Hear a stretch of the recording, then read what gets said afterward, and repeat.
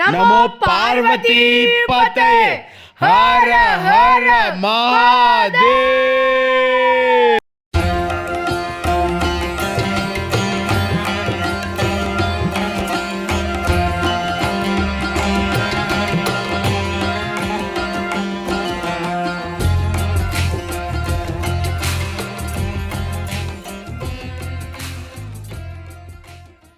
అయితే మనకు తెలిసిన ప్రకారం ఏంటి అని అంటే చాలా రష్ ఉందనంట మన ప్రయాగ్రాజ్లో.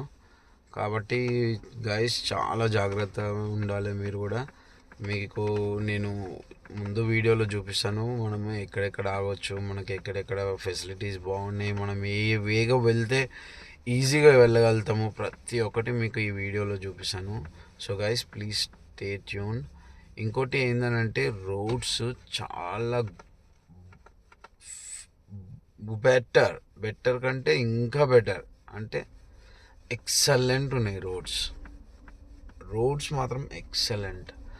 మనము 20 అవర్స్లో 1100 కిలోమీటర్స్ ట్రావెల్ చేయొచ్చు అంటే ఆల్మోస్ట్ ఆల్ 60 అవర్స్ 60 కిలోమీటర్స్ స్పీడ్లో మనము బండి నడిపించచ్చు.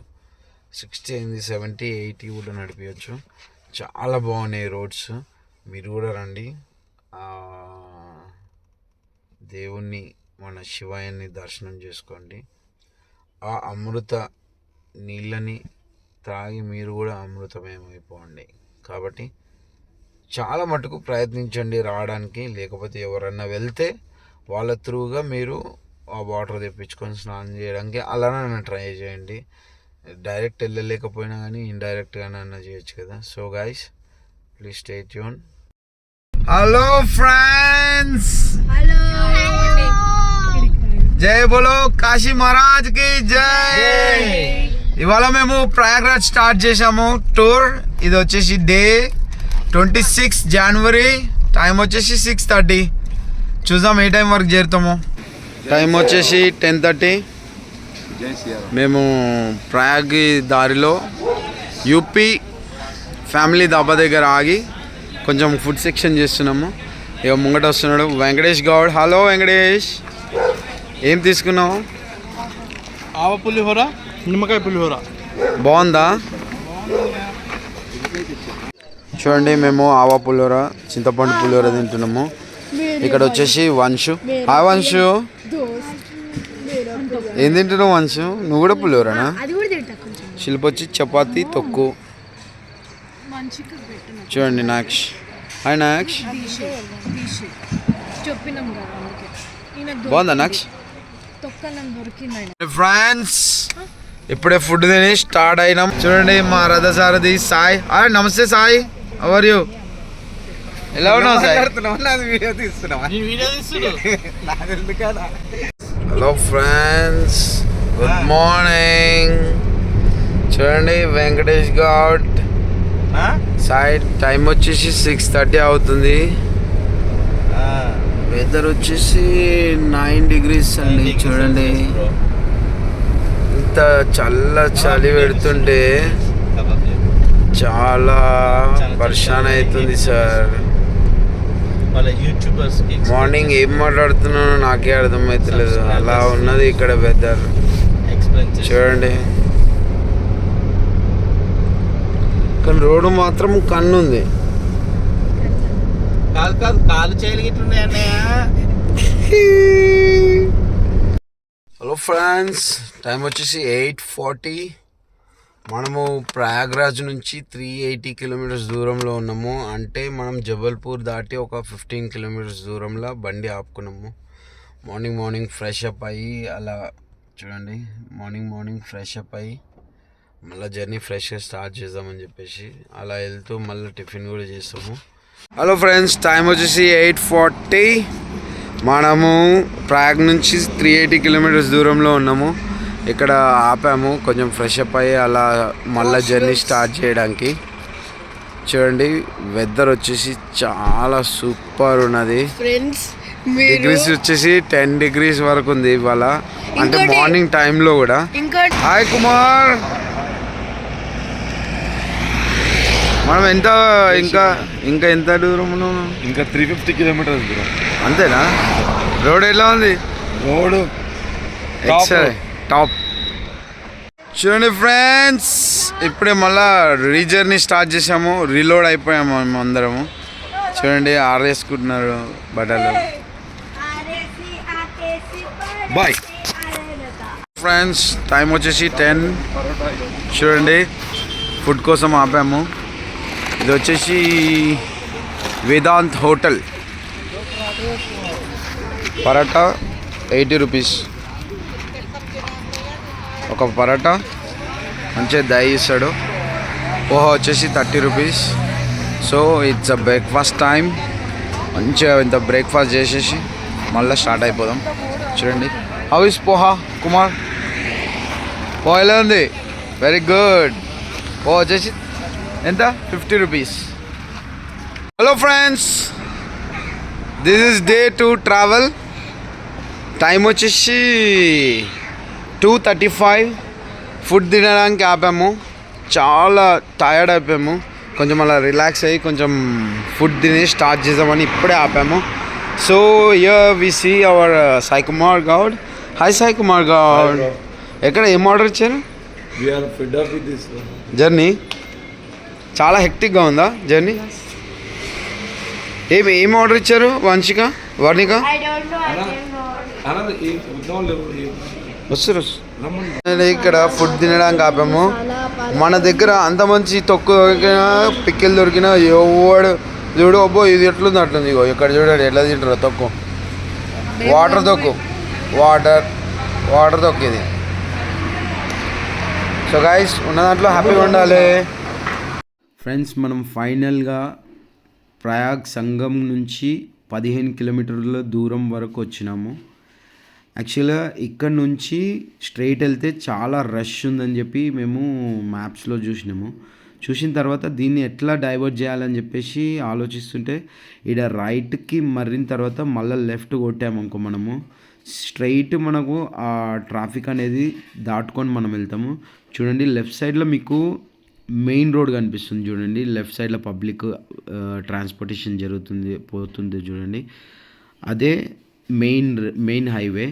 అది యాక్చువల్గా ముంగట మొత్తము రష్గా ఉందని చెప్పేసి అని అంటే మళ్ళీ మేము ఈ రూట్ తీసుకున్నాము. చూడండి ఇది సబ్ రోడ్ అంటారు కదా, నార్మల్గా మెయిన్ హైవే నుంచి పక్కకు ఇంకో రోడ్ ఉంటుంది కదా, ఆ వే ఇది 1 వే రోడ్. ఒకవేళ రిటర్న్ ఎవరన్నా మనకు ఆపోజిట్లో వస్తే కొంచెం ప్రాబ్లం అవుతుంది. బట్ స్టిల్ మనము జల్దీ దాటాలని అంటే తీసుకోవాల్సి వచ్చింది ఈ రోడ్. చూడండి ఈ రోడ్లో కూడా అక్కడక్కడ మీకు చిన్నగా ట్రాఫిక్ లాగా అనిపిస్తుంది, కానీ ఏం భయపడొద్దు. యాక్చువల్గా ట్రాఫిక్ ఏం కాదు. అది ముంగట ఒకటి లెఫ్ట్ టర్న్ ఉంటుంది మనకు. ఆ లెఫ్ట్ టర్న్ చేయడానికి చాలా కష్టమవుతుంది ప్రతి ఒక్క వెహికల్కి అని చెప్పేసి పోలీస్ వాళ్ళు మెల్లమెల్ల క్రాసింగ్ చేపిస్తున్నారు. చూడండి మీరు రోడ్ అంతా చూడొచ్చు. ట్రాన్స్పోర్టేషన్ ఆగిపోయింది.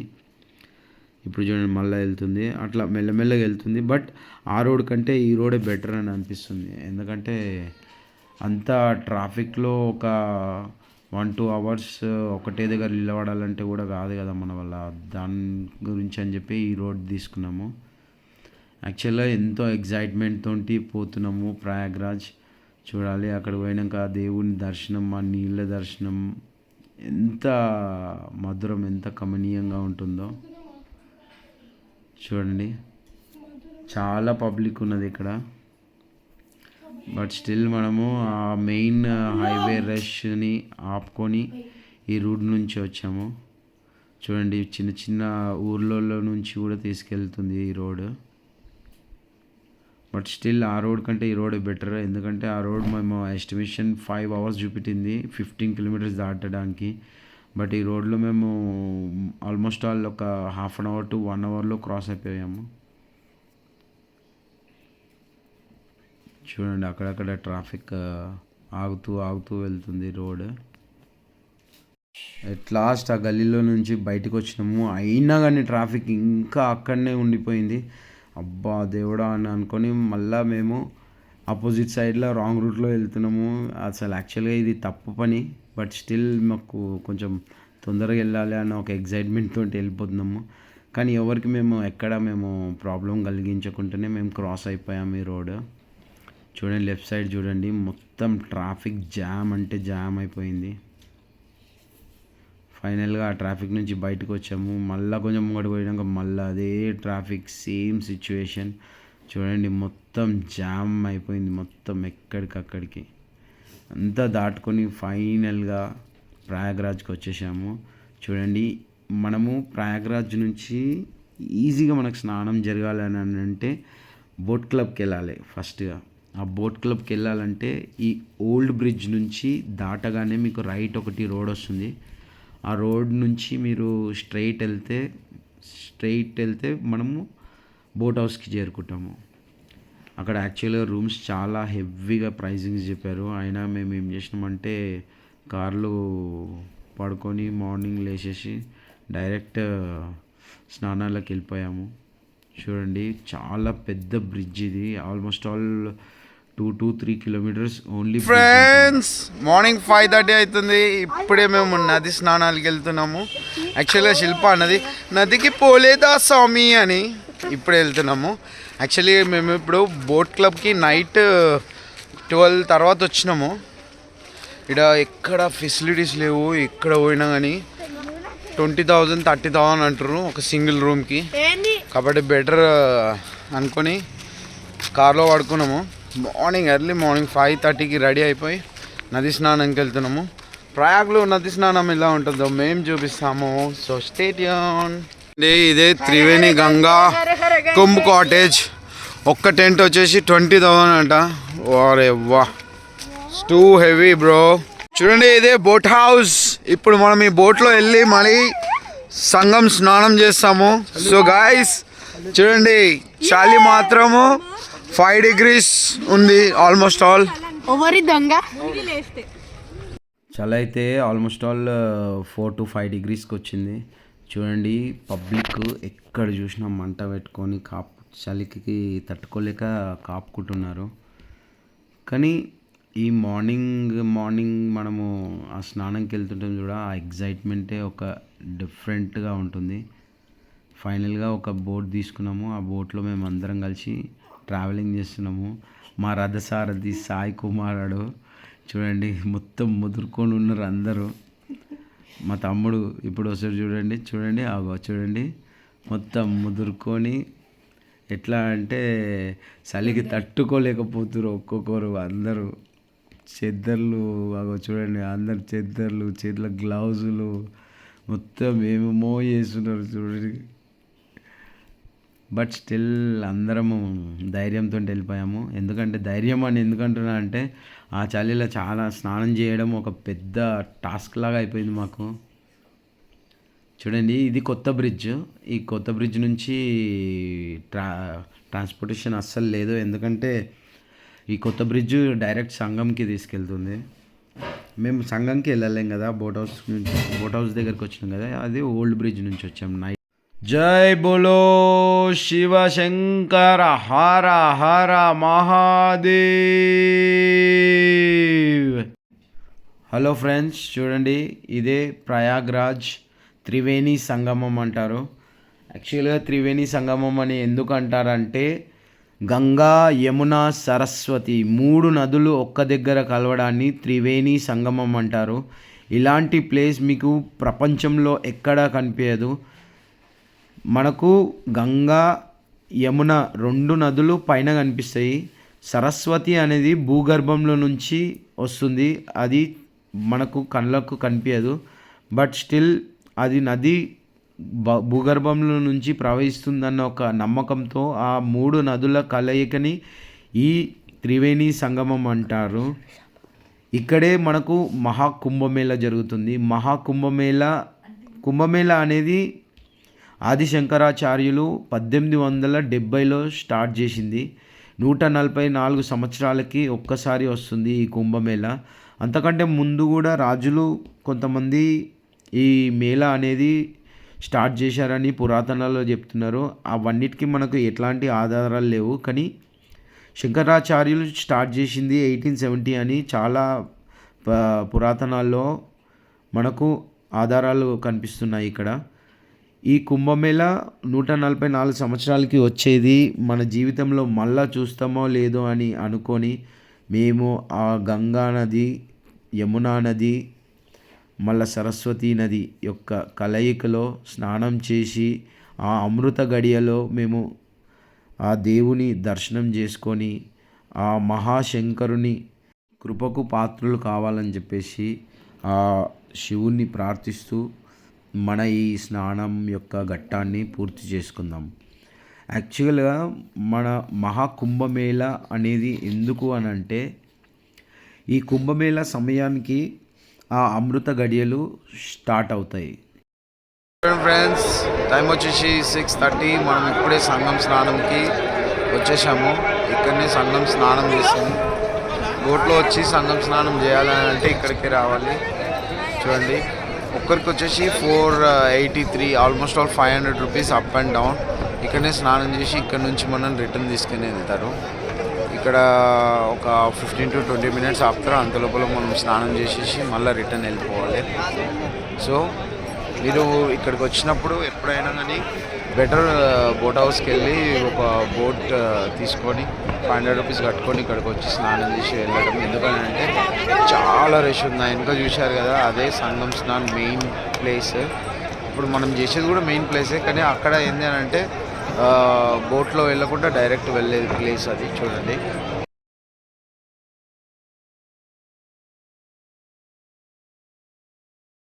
అంత లైన్ అంతా సంగం స్నానం. మళ్ళీ ఇంకో వైపు కూడా చూడొచ్చు మీరు. ఇగో ఇక్కడ మళ్ళీ ఇక్కడ కూడా మొత్తం సంగం స్నానం. ఆ లైటింగ్ కనిపిస్తుంది కదా, అంతా సంగం స్నానం.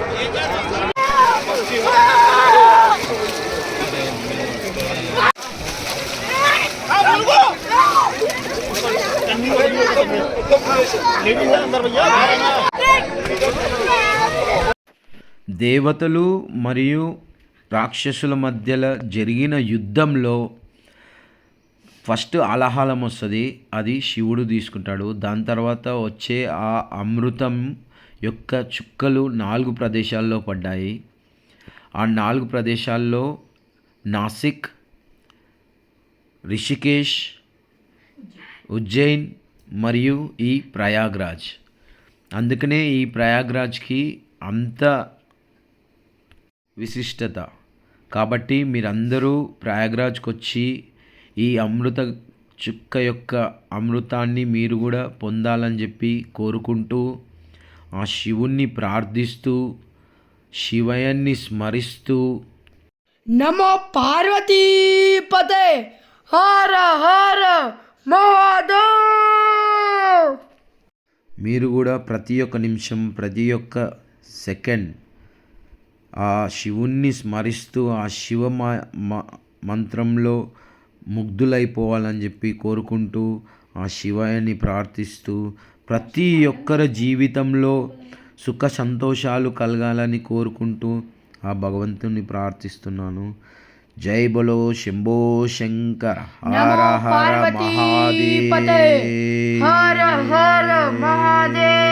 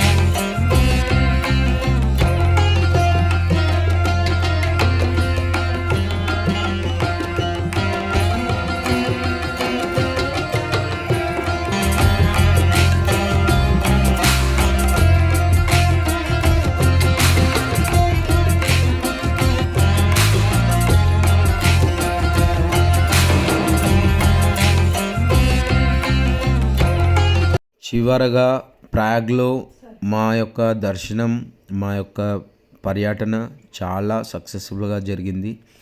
ఇప్పుడు మేము అయోధ్యకి వెళ్తున్నాము. అయోధ్య ట్రిప్ కూడా మీకు చూపిస్తాను. ఏ ఏ వేలో వెళ్తే త్వరగా వెళ్తాం అనేది ప్రతి ఒక్కటి ఈ టూర్లో చూపిస్తాను. కాబట్టి stay tune guys, take care, bye.